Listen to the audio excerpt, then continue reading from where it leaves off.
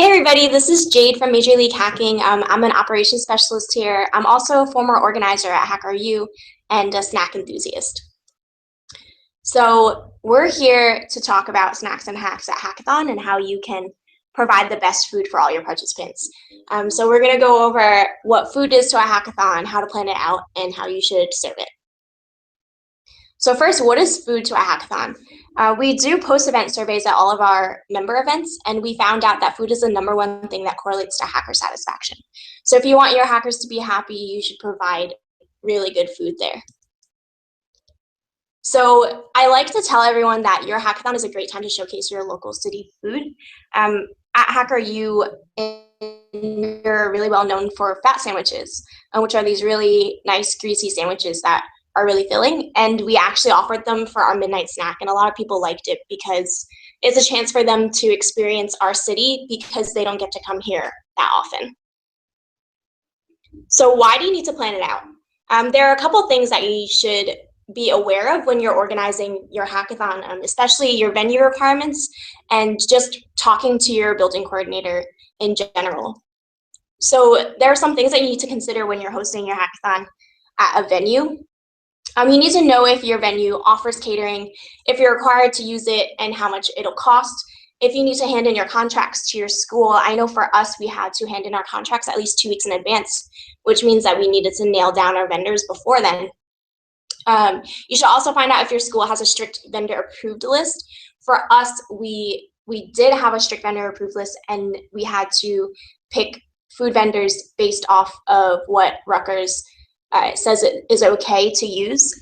This might help you if you're struggling to look for a vendor because they'll just provide a list for you. Also, it'll save you a lot of time so that you don't find a vendor and then find out that you can't even use them. Something else that you should think about is if you need to be food safe certified, which means that you do a small class that says that you're qualified to handle food. It's really important to know. For us, we had to do it even just for picking up food. And that's really something that you should look into. So in terms of estimating for how many people are actually going to arrive to your event, we found that events generally see 30 to 50% attrition. But if you're doing confirmations, you can definitely expect a firmer number, but even then it'll still be around 50%. After everything, you should overestimate anyway because it doesn't hurt you to have too much food. So for example, if you have 1,000 people registered, you should account for 500 people coming. In terms of budgeting for your meals, we see an average of $7 per meal per person. If you're a 24-hour event, you should have at least 4 to 5 meals, which means lunch, dinner, midnight snack, breakfast, and lunch. And if you have a 36-hour event, 6 to 7 meals, dinner, midnight snack, breakfast, lunch, dinner, midnight snack again, breakfast, and lunch. In terms of your breakdown of your meals, not all of your participants are going to stay there the entire time. So you can account for fewer meals, which saves you money in the end, which you can reallocate for other things. So for lunch, if this is a 24-hour event, you should expect 80% of the people to be there. Usually people show up later past registration, which is when you have dinner, which you should account for 105% of the anticipated participants, because people are usually hungry around that time. They're either have been traveling all day, and they might just come for seconds. When it comes to midnight snack, you should anticipate 65% of those people. Mostly if you're a school that is more localized, say you're expecting all your participants to be within a 10 to 20 mile radius, people might just go home around that time, so fewer people are going to be at your event. But if you're offering travel reimbursements, busing, where people are flying in, they're definitely going to stay there because they have nowhere else to go. So you should expect more people if that's the case. Come breakfast, about 55% of the people will be there, and then lunch, about 50% of your people will be there, although it is still contingent on whether or not you are transporting people to your event. So for example, if you have a 500-person event, for lunch, it's 80% of them, so it's 2,800. Dinner, 105%, so 3,675. Midnight snack is 65% at 2,275. Breakfast is 55% at 1,925, and lunch at 50%, which is 1,750, which is a total of 12,500. So that's a budget that you can set aside so that you don't get shocked at the price and maybe you might not have budgeted enough for it. There are cases where you can spend less money, which is in-kind sponsors, which means that you go to a restaurant or a catering service, whatever vendor, and you ask them to donate meals in exchange for presence at your event or advertising on your t-shirts and things like that. You can also get certain other vendors to just come and provide products. When it comes to snacks, we suggest $10 per person flat for snacks and drinks for the entire event. So if you have a 500-person event, you should be budgeting $5,000 total for your snacks. For meals, it's really wise to survey for allergies and restrictions because you can gauge how many of your participants are going to have special needs when it comes to purchasing the right foods. And the registration form is the perfect time to ask when, what kind of allergies they had. So, I mean, they're already filling something out, you might as well just add an extra question. Some common allergies and restrictions include peanuts, no pork, vegetarian, vegan, and shellfish. So let's say you have 1 to 5 people that have a restriction. You should weigh the cost of buying individual meals for them versus buying platters. If it is more than 5, it might be not worth your time and effort to buy individual meals for them. You might as well just go for a platter where other people also have that additional option after you serve those with restrictions. So when you're actually serving the food, you should definitely have those with allergies and so the foods that they're actually allowed to eat don't go away before they can eat them. And you should always gloves on hand and paper towels. The food gloves are really nice because you don't want the participants to serve themselves. It's not very sanitary, and when you have food gloves, it guarantees that you're not contaminating the food. Paper towels are also really handy. You're inevitably going to have a mess, and paper towels are going to save the day. So something that a lot of people don't realize is that the FDA suggests that you don't keep food out for more than 2 hours, and you should stay out of the 40 degrees to 140-degree danger zone, which essentially means that hot food should stay hot and cold foods should stay cold. So that's something you should keep in mind. You don't want your participants to be getting sick over your food. So as I was saying before, with your meals, you need to consider if you're busing the majority of your participants in, 100% of them are not leaving because they took a bus to get here and they don't have a place to stay, versus those who are from your school, which are more likely to go home in the middle of the night. So when it comes to actually purchasing your snacks and drinks, I highly suggest getting enough fruit and healthy options. Not everyone wants to munch on junk food. Fruits and granola bars and snack bars are a nice alternative, and it'll definitely have people remember your event. If you are buying bananas, I highly suggest not buying them more than 3 days ahead of time. I made that mistake, and I had fruit flags living in my room for months. I do suggest getting them at least 1 to 2 days ahead of time, though, because they do need time to ripen. When you get them at a store, they're not ripe yet, and you want people to actually eat bananas. So I'm a huge fan of wholesale clubs. We actually bought all our snacks at Sam's Club, which is a wholesale club. You can also go to BJ's, Costco, things like that. What I like is that they have specials each month. So in October, they have Halloween candy. March, April, they have Easter candy. And they're all in bulk sizes, which is what you want because you're serving a lot of people. So Rutgers is actually a Pepsi school, which means that all our beverages had to be Pepsi products. And we found out that all wholesale clubs alternate the months in which Coke and Pepsi products are on sale. So if your school is like that as well, you should keep watch to see if maybe your brand is on sale. You'll save a lot of money that way.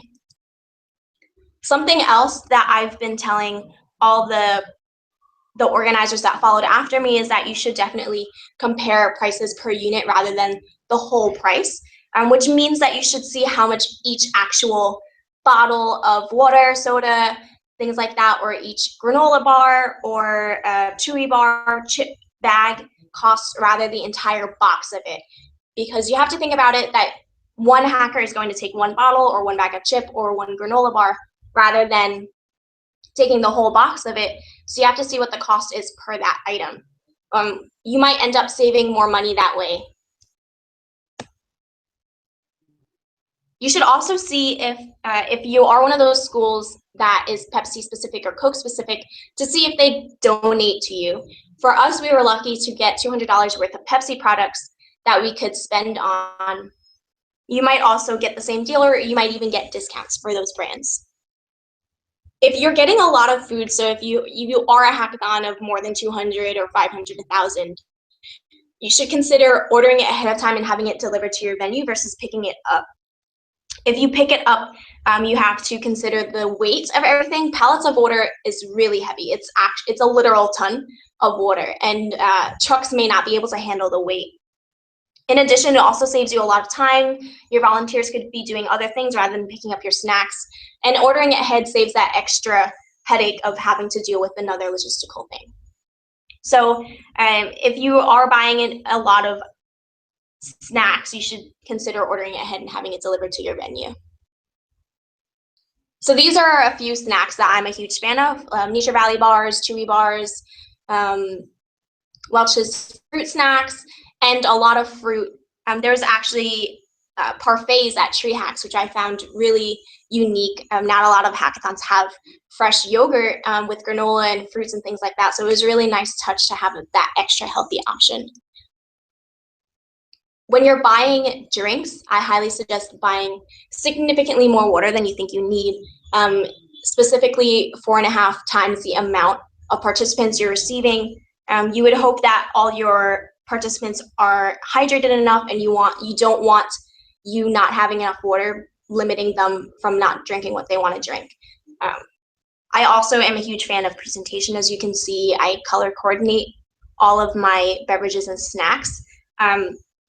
It just adds an extra touch of professionalism, and it makes your hackathon more unique and more polished. So that's just from my point of view. I think making it look good is an extra touch of making your event look good as well. So make sure you have enough variety, and specifically make sure you have enough water so people can have that option. Water is the essence of life, and you don't want them to not have it. Some things not to do. So I was actually at an event that was a bottle-free school, which means that they don't sell you water bottles or anything in bottles, actually. But the thing that they didn't do was provide cups or bottles or things like that that we could fill up at a water fountain, and also they didn't tell us where the water fountains were. So if you are one of those schools, I highly suggest either providing reusable cups or even just pointing out where people can find water fountains. And this picture is actually from Hack Princeton, which I was at last year, and they gave out reusable bottles, which I thought was amazing. They weren't even a bottle-free school, but it was just something really unique that I enjoyed, and I remember it. I was also at another event that only offered water and energy drinks, which a lot of participants didn't appreciate. We ended up buying soda for them so they could drink something else. Not everyone likes to drink energy drinks. A lot of people choose not to drink energy drinks, and they want to have another outlet of caffeine, whether it's coffee or soda, juice, things like that. Just give a variety of things, because not everyone wants to be drinking only water or only energy drinks. Also, another thing is that midnight snack does not mean snack like gummy bears. A midnight snack is an actual meal. You need to consider it this way. If you don't provide a real meal during midnight, the last time they ate was around 6, 7, 8 when it was dinner time, and the next time they're going to eat is 7, 8, 9, which is breakfast. So that's like a 12-hour gap of people not eating, and you need to provide them a midnight snack, which is a real meal. What I really liked to do was I started this program called Jade Make Me a Sandwich, which was a web app where people can order a sandwich, and then I would make it for them and deliver it to their table whenever they wanted it. It was nice. They could choose whenever they wanted to eat if they were hungry outside of the meal times. I mean, it was also a way for them to grab food even if they didn't want to get up. I'd rather make the food for them and bring it to them rather than they not eat. You do want your participants to remain healthy and make sure that they're well nourished and everything. So make sure that your midnight snack is an actual meal. So something I learned as an organizer of HackRU is that I wrote everything down, everything I thought would be a good idea, and I commented on them after I executed them, whether they were a good idea, bad idea, or things I should have done differently. It definitely helped for all the future organizers because they could see what I did, what I thought I did wrong, and how they can improve on it. And because I took the notes, especially when it came to snacks, I knew how much I bought, if it was too much, too little, if at what cost was reasonable, and if what I bought was actually truly needed or not.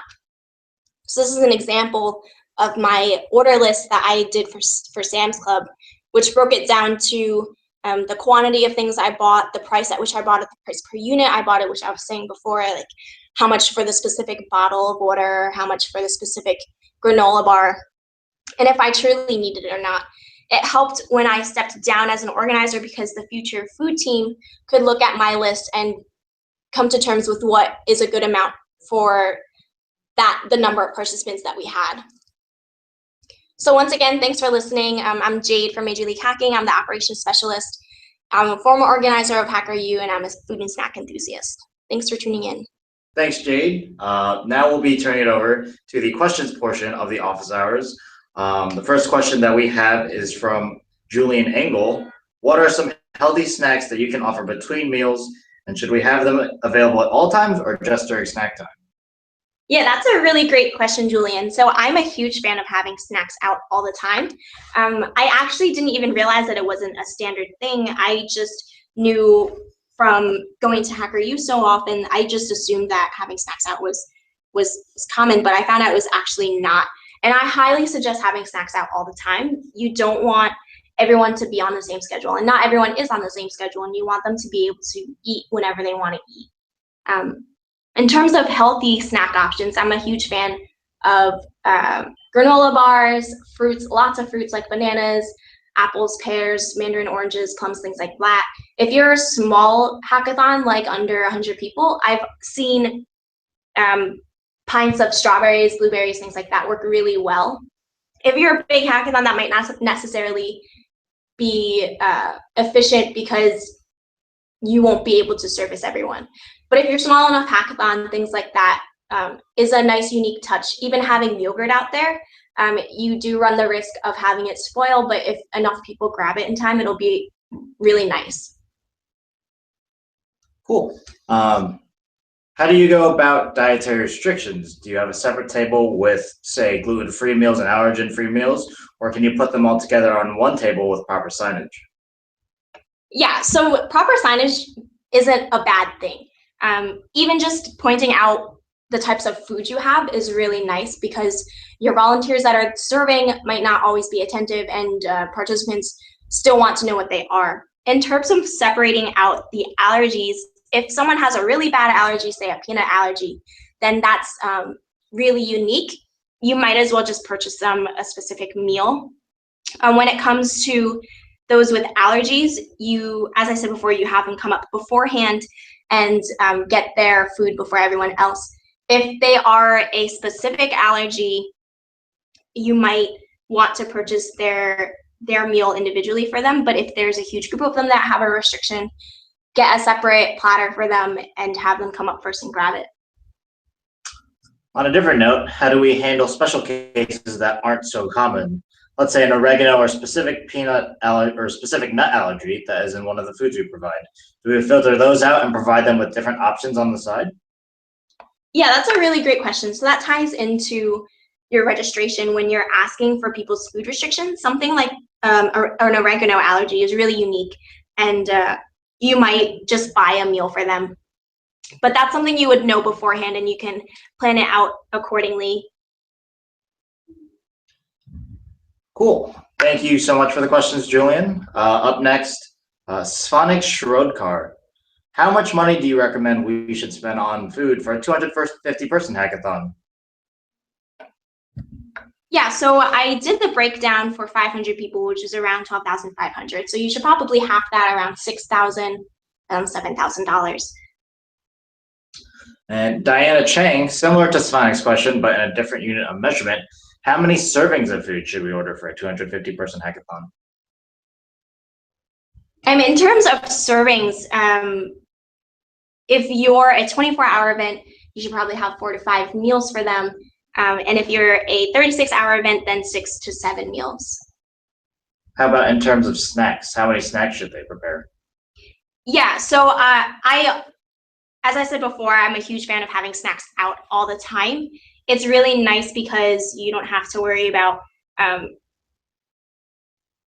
times. You just have to have someone kind of restock it. You don't even need to have someone man it. In terms of variety, I really like a variety of chip options, different fruits, bananas, oranges, apples, and granola bars and little munchy things.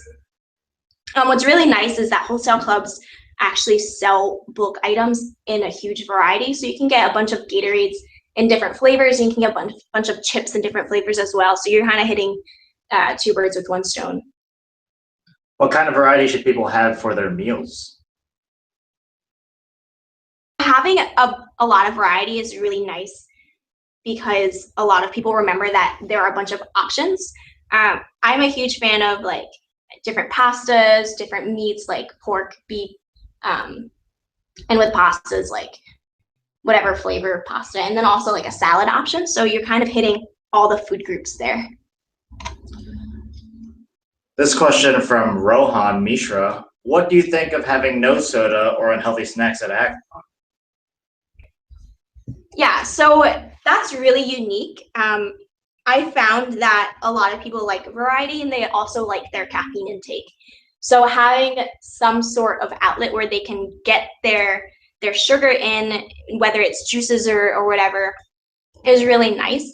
But I don't really necessarily recommend not having just water there. You do want people to have a different variety of options. Cool. Thank you so much, Jade. It was really great having you for this office hours. I hope you all enjoyed it, and I hope you learned a lot about getting some really great food and keeping your hackers healthy at your hackathon. So thank you, Jade, for joining us, and we'll see you guys next time. Thanks for listening.